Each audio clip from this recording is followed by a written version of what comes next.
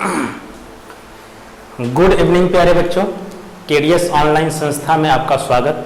मैं कुमार श्रवण, economic teachers.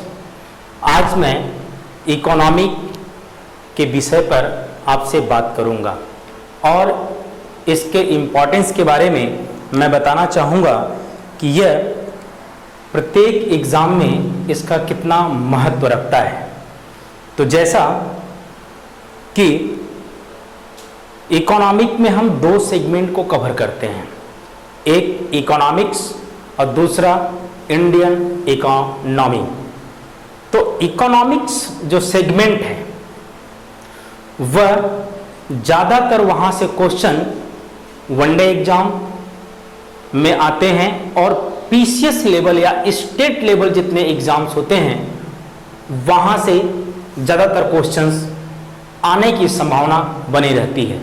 लेकिन अगर वही मैं इंडियन इकोनॉमी की बात करूं तो मैक्सिमम क्वेश्चंस यूपीएससी के अंतर्गत आते हैं, अर्थात यूपीएससी के जो एग्जाम्स होते हैं मैक्सिमम क्वेश्चन वहां से आने की संभावना होती है।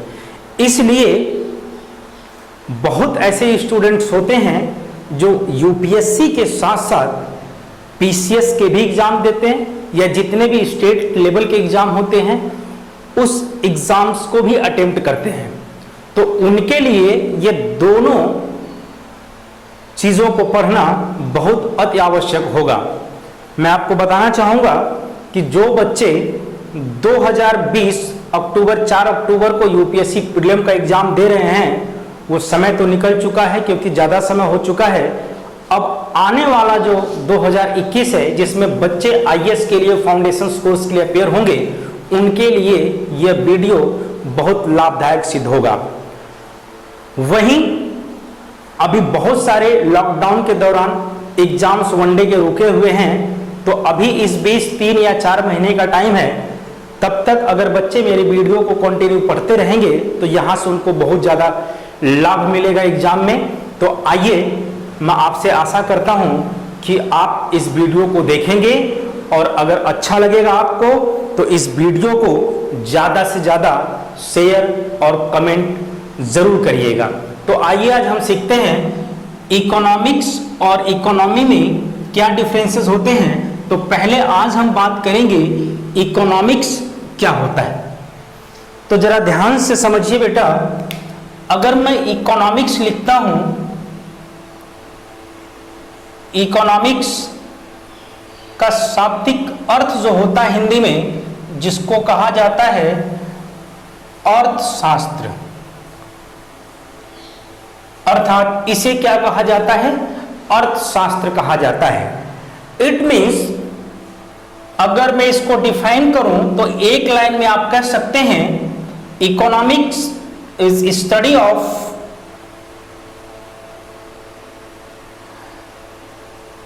Allocation of resources. इसका मतलब यह हुआ कि हम संसाधनों का उपयोग कितना बेहतर तरीके से करें, यही हमें कौन सिखाता है, इकोनॉमिक्स अर्थशास्त्र सिखाता है या अर्थशास्त्र बताता है। अर्थात हम ये कह सकते हैं संसाधनों का उपयोग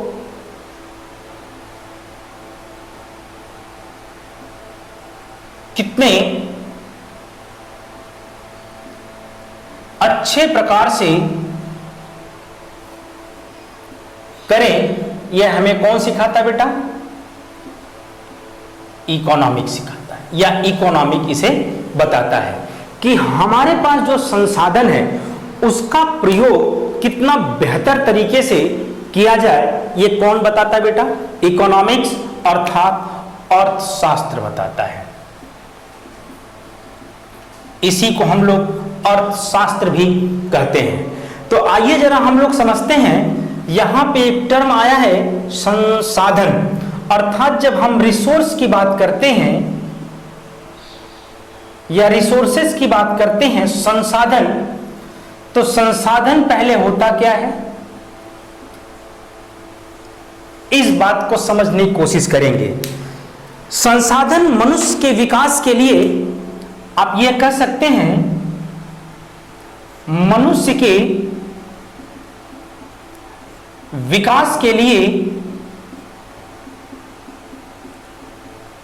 संसाधन की आवश्यकता होती है। आवश्यकता होती है अर्थात हम यह कह सकते हैं, यदि मनुष्य का अपना विकास करना है तो बिना संसाधन के उसका विकास सुनिश्चित नहीं किया जा सकता। अर्थात मनुष्य के विकास में संसाधन की आवश्यकता होती है। उसके विकास में किसकी आवश्यकता होती है बच्चे? संसाधन की आवश्यकता होती है। हम इसको इस प्रकार से भी कह सकते हैं, पर्यावरण में उपलब्ध सभी वस्तुएं, पर्यावरण में उपलब्ध सभी वस्तुएं मानव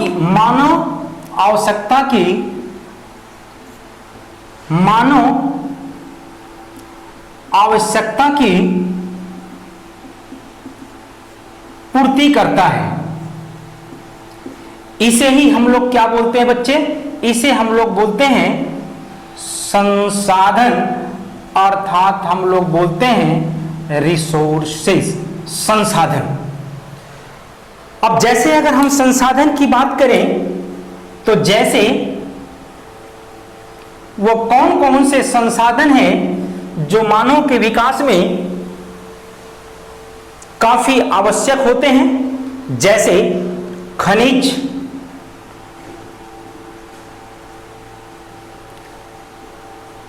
पवन ऊर्जा, खनिज और पवन ऊर्जा, भूमि इत्यादि।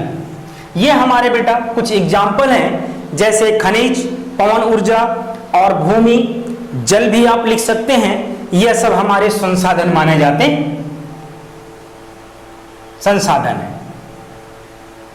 संसाधन माने जाते हैं।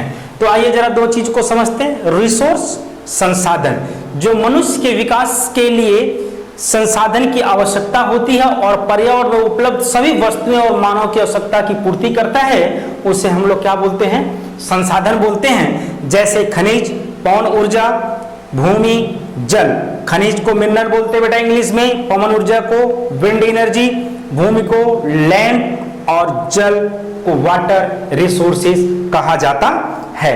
अब अगर हम बात करते हैं बेटा संसाधन कितने प्रकार के होते हैं, जरा ध्यान से देखिएगा कि संसाधन कितने प्रकार के होते हैं।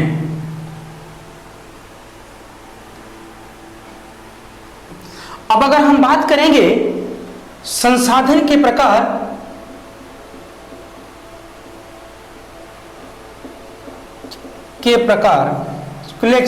टाइप्स ऑफ रिसोर्सेस, संसाधन के प्रकार। संसाधन दो प्रकार के होते हैं। संसाधन दो प्रकार के होते हैं, एक प्राकृतिक संसाधन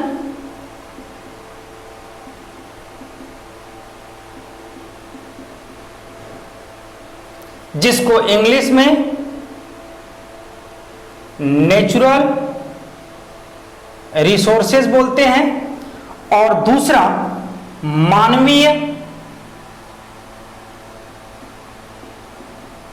संसाधन जिसको हम लोग बोलते हैं ह्यूमन रिसोर्सेज के नाम से जाना जाता है। और प्राकृतिक संसाधन भी दो प्रकार के होते हैं बच्चे। पहला नवीकरण संसाधन और दूसरा अनवीकरण संसाधन। इसको इंग्लिश में बोलते हैं रिन्यूएबल रिसोर्स और दूसरे को बोलते हैं नॉन रिन्यूएबल रिसोर्स। अब आज समझते हैं इस बात को कि नवीकरण संसाधन क्या होते हैं और नवीकरण संसाधन, दोनों में बेसिक डिफरेंस क्या होता है। देखो बच्चा जरा ध्यान से समझिएगा, नवीकरण संसाधन वे संसाधन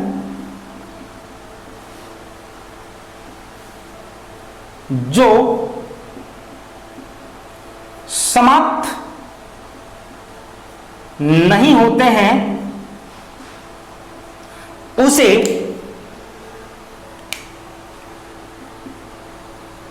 नवीकरण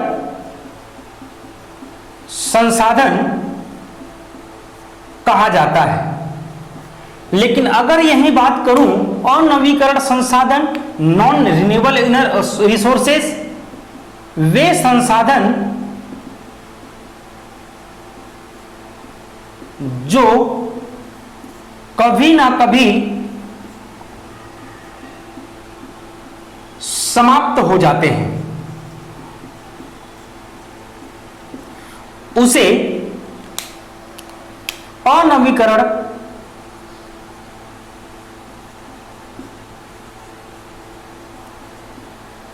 संसाधन कहा जाता है। अगर मैं उदाहरण की बात करूं तो फॉर एग्जाम्पल जैसे पेट्रोलियम, प्राकृतिक गैस, पेट्रोलियम और प्राकृतिक गैस,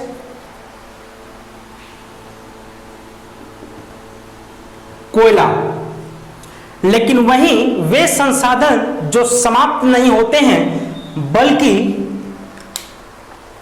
एक लंबे समय के अंतराल में, लंबे समय के अंतराल में पुनः पूर्ति करते हैं, पुनः पूर्ति करते हैं। अर्थात जैसे जैसे जल, वाटर, जैसे वन, फॉरेस्ट, नाम आपने सुना होगा, फॉरेस्ट, लैंड, भूमि,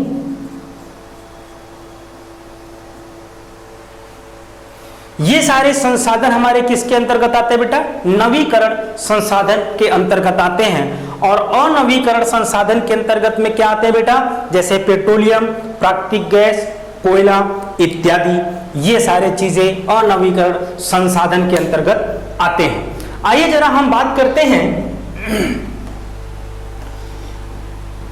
हमने इकोनॉमिक्स डेफिनेशन में बोला था स्टडी ऑफ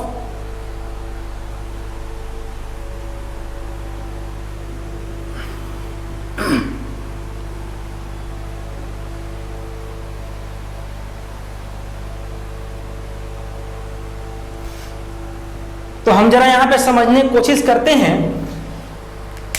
अब देखिए हमारे संसाधन की बात करते हैं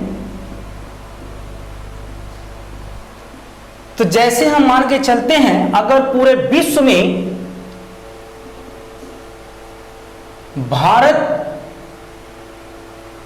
का लैंड एरिया पूरे विश्व में देखा जाए तो 2.4% हिस्सा है, लेकिन वहीं पर वाटर 4% है। इट मीन्स इसका क्या मतलब हुआ बेटा? इसका मतलब यह हुआ कि हमारे पास जो संसाधन है वह लिमिटेड है, अर्थात ये हम कह सकते हैं स्कैरसिटी अर्थात कमी है। लेकिन वहीं पर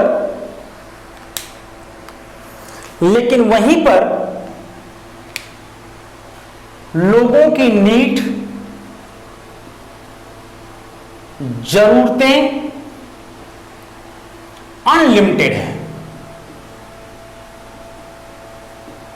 अर्थात आप यह कह सकते हैं अनलिमिटेड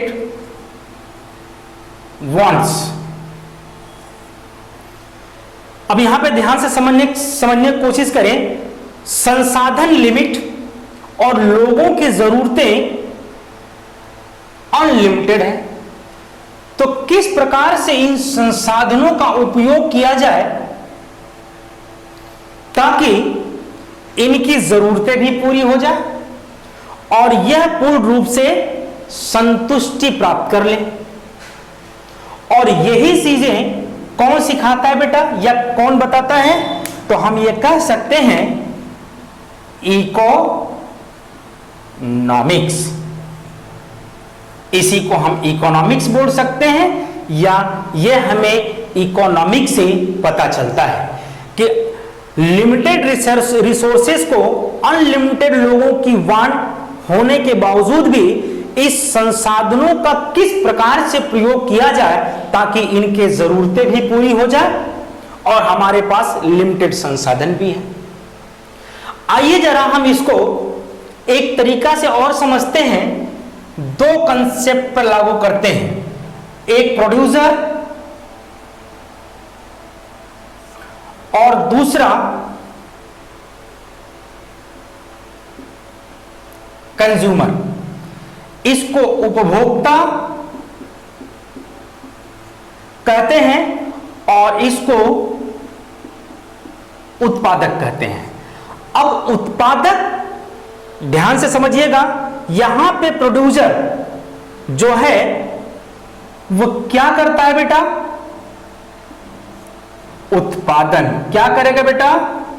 उत्पादन अर्थात प्रोडक्शन करेगा। लेकिन वो कैसे करेगा? तो उत्पादन के लिए वह फैक्टर का प्रयोग करेगा। फैक्टर बोले तो जैसे लैंड,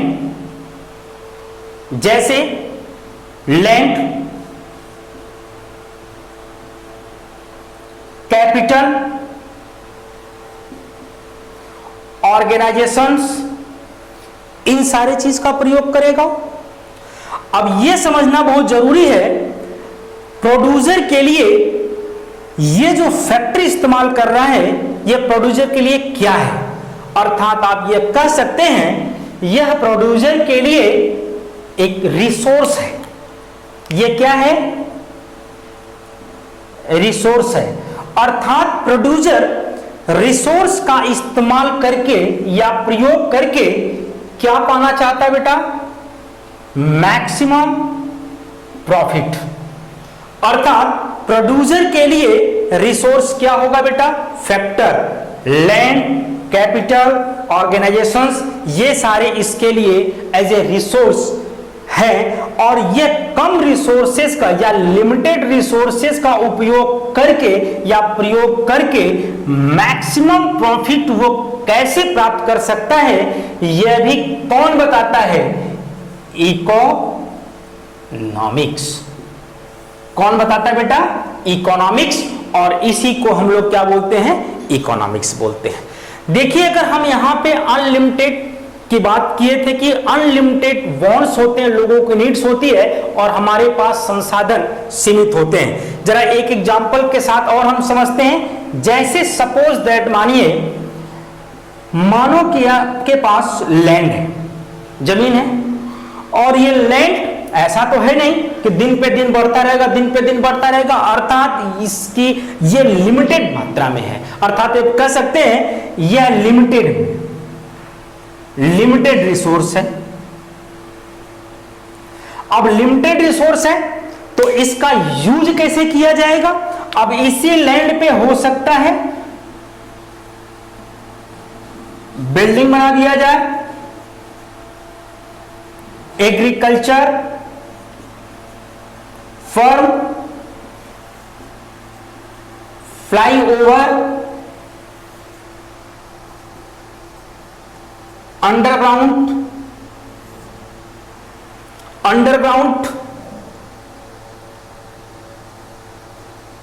मेट्रो का यूज कर दिया जाए। तो देखिए एक बात मेरे ध्यान से समझिएगा, लैंड आपके पास लिमिटेड है, लेकिन लिमिटेड रिसोर्सेज का प्रयोग किस प्रकार से किया जा सकता है यह भी कौन बताता है, यह भी किसके द्वारा पता चलता है हमें, इकोनॉमिक्स बताता है। मेरी बात आई होप कि आप लोगों को समझ में आ गया होगा कि इकोनॉमिक क्या क्या चीज बताता है, अर्थात लिमिटेड रिसोर्सेज का कितने बेहतर तरीके से इस्तेमाल किया जाए ताकि लोगों का सर्टिफिकेशन बना रहे और उत्पादन वर्ग को भी लाभ हो और तथा कंज्यूमर के लिए भी लाभ हो, अर्थात कंज्यूमर भी अपना प्रॉफिट या अपने उपभोग की वस्तुओं का प्रयोग कर सके और मैक्सिमम सर्टिफिकेशन पा सके। तो इसको कौन बताता है बेटा, इकोनॉमिक अर्थात अर्थशास्त्र बताता है इसको। आइए जरा बात करते हैं, अब अगर इसको एक लाइन में कहा जाए तो अर्थशास्त्र को मैं डिफाइन कर देता हूं कि अर्थशास्त्र कहते किसको हैं। तो आज हम बात कर रहे थे अर्थशास्त्र के महत्व के बारे में। तो पहला सैद्धांतिक महत्व जिसमें ज्ञान में वृद्धि करे, सिद्धांतों में वृद्धि करे और तर्क शक्ति में वृद्धि करे, और व्यवहारिक महत्व के बारे में उत्पादकों को लाभ हो, उपभोक्ता को लाभ हो और सरकार को लाभ हो तथा व्यापारिक वर्ग को लाभ हो। तो ये बेटा इसके दो महत्व होते हैं, अर्थशास्त्र के दो महत्व हैं, एक सैद्धांतिक जिसको हम लोग थ्योरी और व्यवहारिक जिसको हम लोग प्रैक्टिकल कह सकते हैं। इसके दो इंपॉर्टेंस होते हैं। अब हम बात करेंगे कुछ फैक्ट एंड फिगर की बात करेंगे, जरा ध्यान से समझें।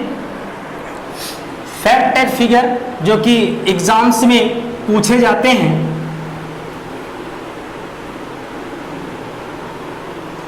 उस फैक्ट एंड फिगर के विषय में अगर हम बात करेंगे तो इकोनॉमिक्स अर्थशास्त्र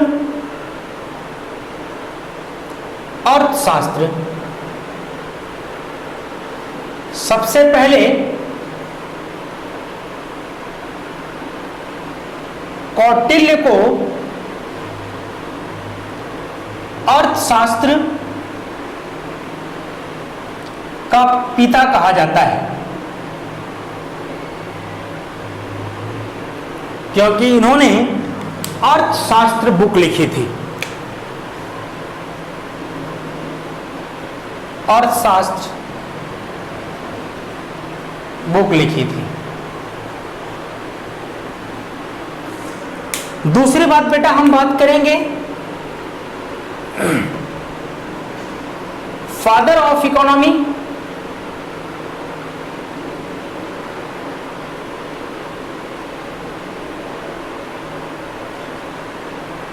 या मॉडर्न ऑफ इकोनॉमी किसे कहा जाता है बेटा, एडम स्मिथ को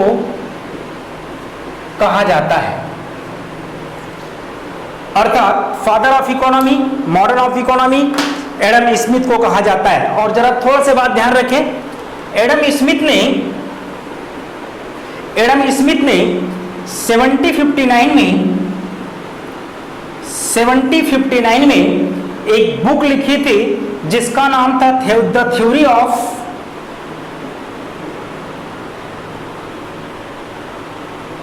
मोरल सेंटिमेंट। इनके बुक का नाम था the theory of moral sentiment, एक बुक लिखी थी। और किसने लिखा था बेटा, वो एडम स्मिथ ने लिखा था। किसने लिखा था, एडम स्मिथ ने लिखा था। इसके बाद 76 में 1776 में एडम स्मिथ ने एक और बुक लिखी थी जिसका नाम है, बुक का नाम वेल्थ ऑफ नेशन, जिस बुक का नाम है वेल्थ ऑफ नेशन बुक लिखी थी। इसके बाद इकोनॉमिक इज थर्ड नंबर पे, देखो बेटा थर्ड नंबर पर एक बुक को परिभाषित किया था, economic is the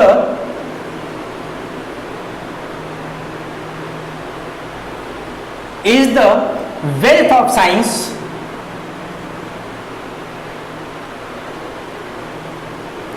wealth of science. इसको एडम स्मिथ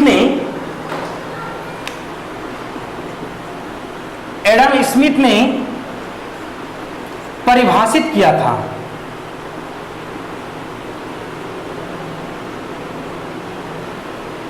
ये थोड़ा सा पॉइंट आप लोग याद रखना, फैक्चुअल इंफॉर्मेशन है जो थोड़ा सा याद आप लोग कर सकते हैं। अगर हम इंडियन इकोनॉमी के कंसेप्ट के विषय में बात करें जरा, तो इसका भी थोड़ा ध्यान रखिए। अगर हम इंडियन इकोनॉमिक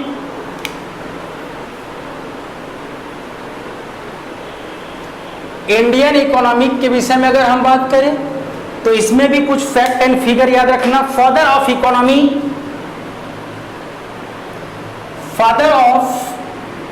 इकोनॉमी किसको कहा गया है? एडम स्मिथ को कहा जाता है, लेकिन किसके कॉन्टेक्स्ट में बेटा? इंडियन इकोनॉमिक के कॉन्टेक्स्ट में कहा जाता है। Economics welfare books, economics welfare books किसने लिखा था?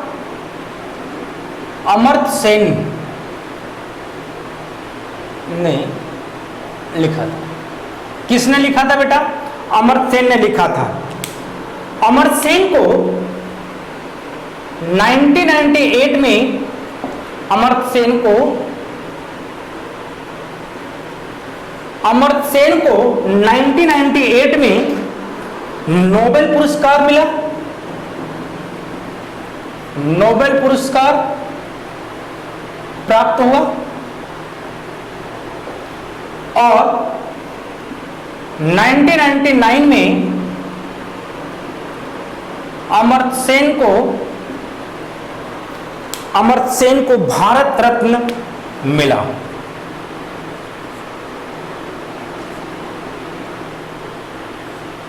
क्या मिला बेटे?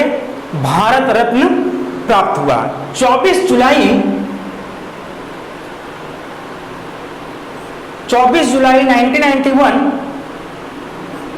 1991 में गोल्डन डे ऑफ इकोनॉमी घोषित किया गया। गोल्डन डे ऑफ इकोनॉमी घोषित किया गया।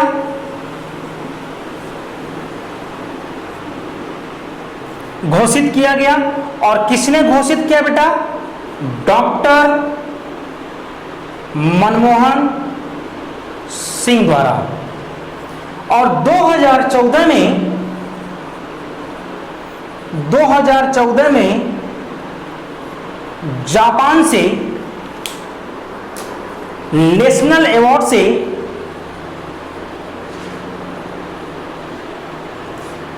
से मनमोहन जी को सम्मानित किया गया।